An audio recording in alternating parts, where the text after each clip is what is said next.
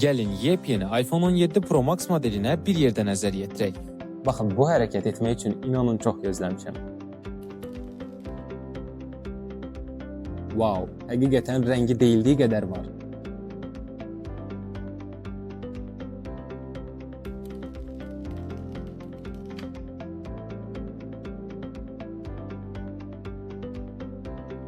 İkinci olaraq qutuda bir ədəd standart olaraq məlumat kitabçası, daha sonra bir ədəd şarj kabeli, nömrə iynəsi ilə yanında. Baxaq, bu da səhv etmirəmsə, bəli, Type-C-dir. Type-C başlıqdan istifadə olunub hər iki tərəfində. Bu qədər. İndi isə keçək parametrlərinə.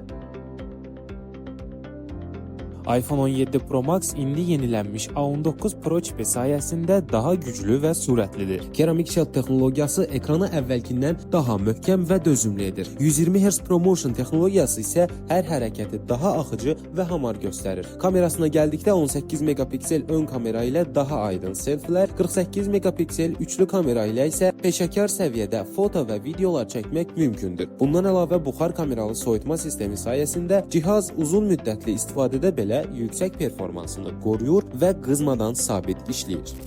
Bugünkü icmalımızdan bu qədər. Növbəti icmallarda görüşənədək.